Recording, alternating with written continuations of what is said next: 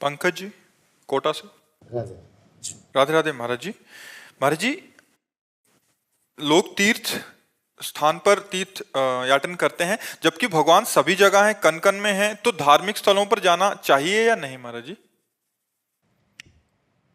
मेहंदी में लालिमा होती है ना, पर मेहंदी के पूरे पेड़ को चीर डालो, कहीं लालिमा दिखा दो तुम तुम्हें समझे नहीं ना। उसकी एक प्रक्रिया है ना। उसके पत्ते तोड़िए, उसको बांटिए, बांट के लगाइए, आधा घंटा लगा रहने दीजिए, फिर धो दीजिए। तो आप दूध में घी है, पूड़ी पका सकते हो, लेकिन घी है उसी में। उसकी एक प्रक्रिया है। उसको दही बनाओ, मंथन करो, मक्खन निकालो, फिर उसको तप्त करो, तब वो घी बन जाएगा। समझ रहे ना। ऐसे परमात्मा सर्वत्र है। चीर फाड़ डालो किसी को, कहीं भी अगर मिल जाए तो बताओ। उसकी प्रक्रिया है साधना। साधना के लिए हमें पवित्रता चाहिए। तो हम भगवान के परम पवित्र दिव्य स्थानों में जाते हैं, हरिद्वार, काशी। इनमें हमें पवित्रता मिलती है। जब हमारा हृदय पवित्र होता है तो हमारे अच्छे भाव होते हैं।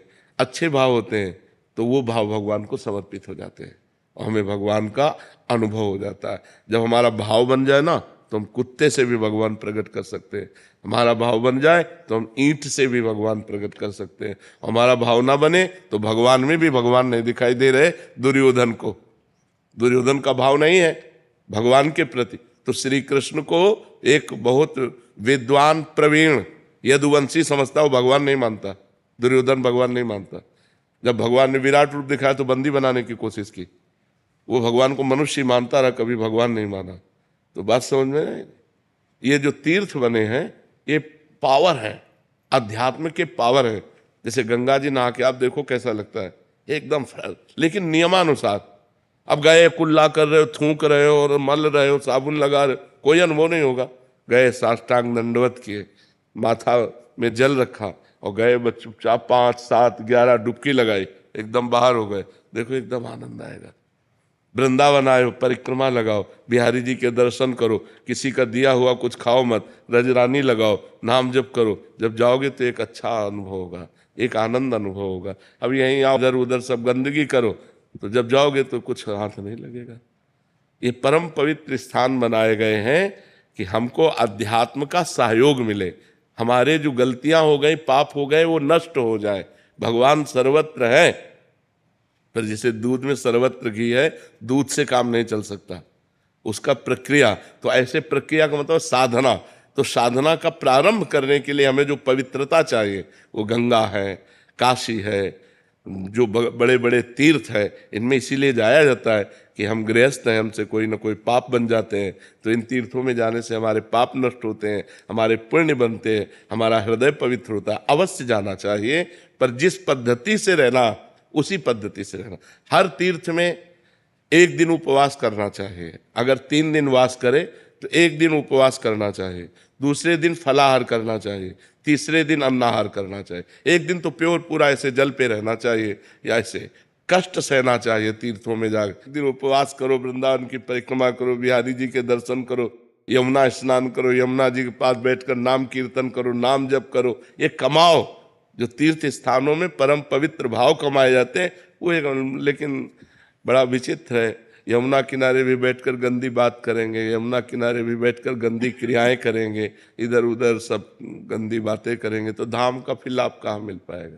तो समझ पाते हो, जरूर जाना चाहिए। तो महाराज जी, जैसे इतने बड़े बड़े तीर्थ स्थल है, कभी कभी वहाँ पे अनहोनी हो जाती है, इंसान भगवान को पाने जा रहा है। आप हमारी ये बात सुनो। अनंत जन्मों से भटका हुआ जीव, शरीर तो छूटना ही है, राइट टाइम है शरीर का।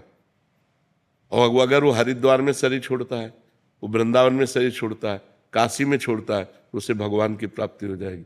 कितना बढ़िया लाभ मिला।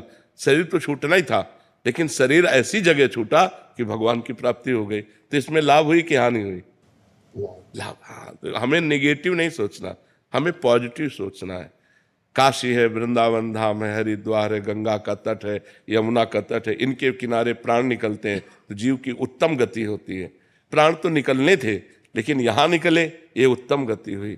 जैसे आपके 100 रुपया जेब से बिहारी जी के सामने कट गए तो निश्चित मान लो करोड़ों का नुकसान होना था।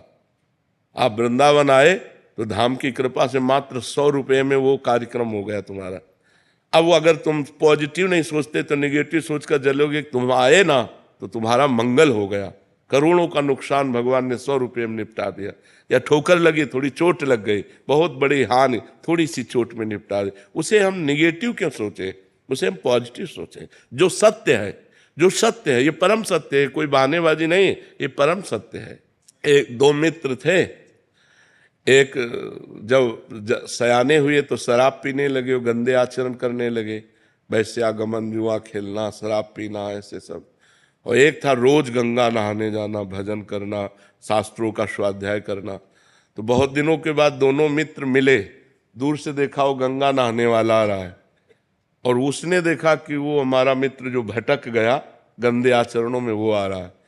तो जो गंगा नहा के आ रहा तो एकदम नीचे देखा तो खजूर का कांटा घुस गया उसके पैर में, नंगे पैर गंगा नहाने गया था और उसके ठोकर लगी जो पाप कर्म करता था। तो एक थैली मिली असरफियों की, तो उसने कहा रोज गंगा नहाता है, राम राम रटता है, क्या हुआ देख खजूर का कांटा, मैं मनमानी आचरण करता हूं और देखिए थैली मिली। उसको लगा यार कि हम इतना संयम नियम से चल रहे हैं, हमें खजूर का कांटा इतना बड़ा होता है, इसलिए आज से मैं गंगा नहीं नहाऊंगा, भगवान का भजन नहीं करूंगा। तो जब किसी को संशय हो जाता है तो भगवान धर्मात्मा पुरुष का संशय निवृत्त करने के लिए कोई न कोई रूप धारण करते हैं।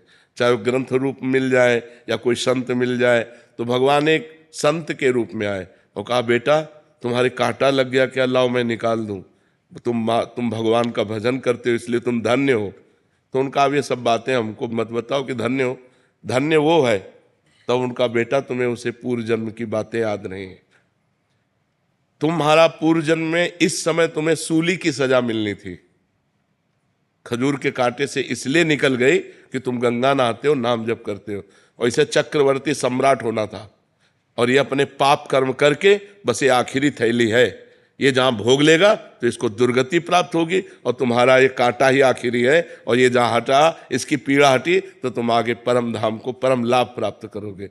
तो कभी कभी वर्तमान की घटनाओं में हम लोग भगवान पर अश्रद्धा कर लेते हैं, पॉजिटिव बात हम सोचे, नहीं तो हमें भगवान की इस मंगल में विधान में अश्रद्धा हो जाएगी, नहीं हो जाएगी।